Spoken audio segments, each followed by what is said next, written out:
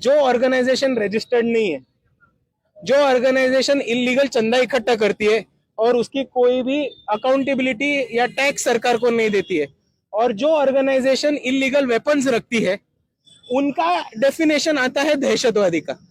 जो लोग बाबा साहब का तस्वीर लेके चलते हैं, जो लोग संविधान मान के चलते हैं, जो लोग एक हाथ में संविधान और दूसरे हाथ में भारत का तिरंगा लेके चलते हैं, वो कैसे दहशतवादी हुए? ये मेरा सीधा सीधा 52 साहब को सवाल है। आपका जो आंदोलन है अब खत्म हो गया? हमारा आंदोलन आज यहाँ पूरे तरह से यशस्वी और सक्सेसफुल हुआ है, और ये क्यों हुआ है ये भी आपको समझाता हूँ। हमने 3 चीजें आरएसएस को देने की कोशिश की। पहली चीज है रजिस्ट्रेशन एक्ट, भारत का संविधान और तिरंगा।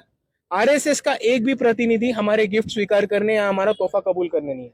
इसका एक ही मतलब है कि ये भारत का संविधान मानते नहीं है, और ये भारत का राष्ट्र तिरंगा मानते नहीं है, भारत का राष्ट्र ध्वज मानते नहीं है।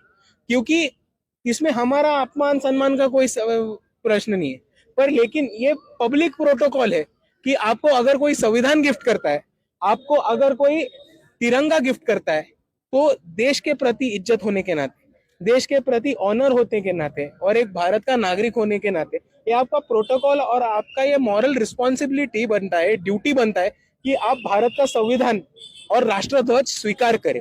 पर जब उन्होंने इन 2 चीजों को स्वीकार करने से इनकार किया है, ये साफ साफ समझ में आता है कि ये इन 2 चीजों के खिलाफ है, और इसीलिए आरएसएस आज सामने ना आके खुद ही एक्सपोज हो गए। ये एक चीज है।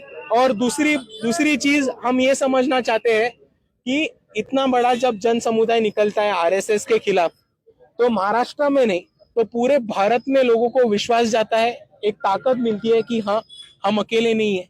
यहाँ पे पूरा जन समुदाय है जो आरएसएस के खिलाफ लड़ना चाहता है, और वो लोग हमसे जरूर जुड़ेंगे।